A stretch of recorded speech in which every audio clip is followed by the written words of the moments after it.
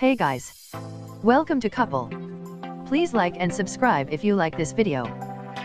Huawei has been the most ambitious Android brand for a few years now, curating a portfolio of excellent flagships and competitively priced mid-range smartphones. The company outright stated it has Apple and Samsung in its sights. Despite the setbacks in the US, Huawei clearly isn't happy with third place in the global market. It wants second, and ultimately first prize. The quality and features of the new Huawei P20 and P20 Pro reaffirm this intent, with the two already looking to be some of the most impressive and interesting smartphones released this year. However, it isn't business as usual with these new handsets. They reveal a change in tack to accelerate Huawei to the top. If you want to beat Apple, you have to become Apple, perhaps even a better Apple. Huawei P20 Pro vs Apple iPhone X, notches galore. Fresh from trolling Apple and Samsung ahead of the launch of its new phone, Huawei announced the P20 and P20 Pro in Paris. The latest generation of Huawei's P series, the devices focus on style and we're not just talking surface comparisons here, although those are bountiful. The notch is an easy target, so we won't dwell on it. The jury is still out as to whether they're good or bad. The P20's notch makes it seem like an obvious attempt at iPhone cloning. The rear cameras are now located within a black vertical hump, rather than the flat design with the P10. There's no headphone jack, but you could say that about lots of phones these days. They're all starting to look alike. Huawei's provided us with copious ammunition to draw this particular comparison. Just look from the FreeBuds, above left, to the AirPods, above right, to see what I mean. The P20 might still have a fingerprint scanner on the front, but the Porsche-designed Huawei Mate Rs goes one step further than Apple, offering both face unlocking and an under-glass fingerprint scanner. A different strategy to the Mate 10 already? Compared to the Mate 10 series, released less than 6 months ago, Huawei's strategy today looks quite different. The Mate 10 Pro flaunted a highly original design. It combined thin bezels with a unique-looking glass design, sensible fingerprint scanner placement, and a pleasingly symmetrical rear camera placement. No other phones looked anything like it, and it looked like Huawei had finally found a truly unique identity. Even the P10 offered a distinctly Huawei look and feel, despite the P series' early days of iPhone imitation.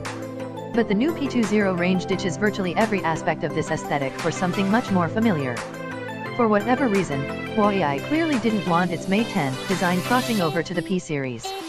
Rather than updating the P10 design, it has opted for something more humdrum, safer, and more Apple-esque, with the exception of the color options, because those are pretty fantastic. The look and features of the P20 have consolidated around high-end smartphone tropes.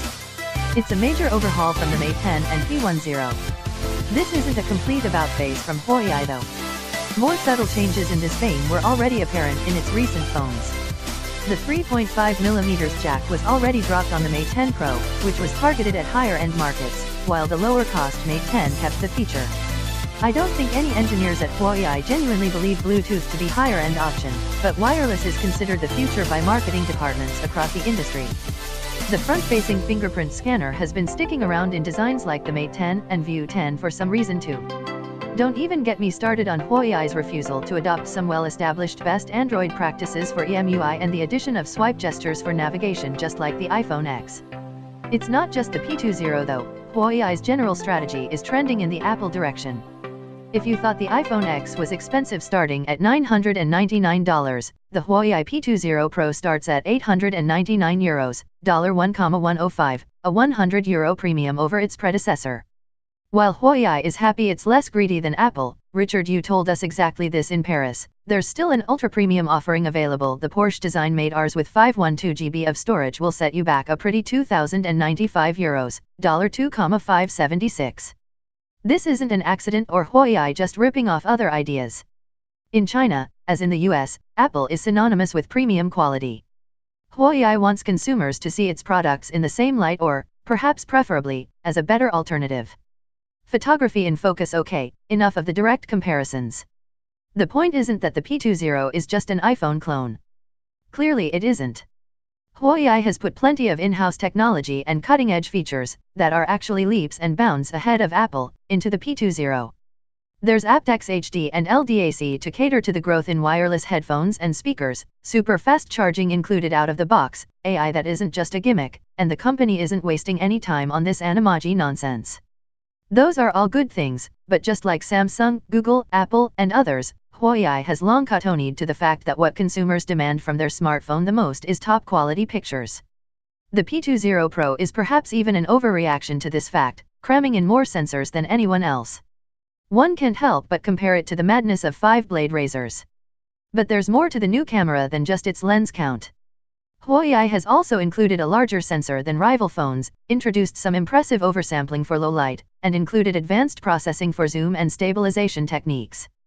No doubt these features would have cost a lot more than €899 in another phone. Richard Yu even went so far as to say that if Apple made the P20 Pro it'd cost €1,500, but such is Huawei's drive to gain attention and compete. Huawei gets that photography matters and a chart-topping XMark score is a big marketing win for it, whether you put much stock in XMark scores or not. For most people, those numbers confirm the P20 Pro is in the big league with the Galaxy S9, iPhone X, and Google Pixel. These other brands, but Apple in particular, have pretty much built their reputation around producing top-notch pictures. If Huawei is ever to overtake, it has to win consumers over on this front too.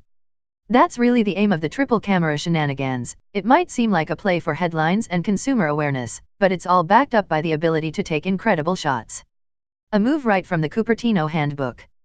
Building its own hardware. Perhaps the biggest differentiator between Huawei and most other Android handset manufacturers is that it designs its most important hardware in-house. In fact, it's something the top 3 global handset brands all share in common. Apple, Huawei, and Samsung all design their own processors, with each focusing on their own advantages to one-up the competition. Huawei's Kirin 970 has gone big on AI, with a dedicated NPU, neural processing unit, which the company is able to leverage across its software, including the P20's new cameras. The A11 Bionic adopted a similar machine learning-based design. The company is also integrating its own modems into its chips too, allowing it to support networks across the world with a single chipset or device. Apple and Google are big on in-house camera development too, as is Samsung with its ISOCELL sensors. Huawei's deal with Leica not only lends itself to some nice marketing, but also results in better camera performance which rivals the very best. In a nutshell, Huawei is producing its best features and experiences thanks to its in-house technology.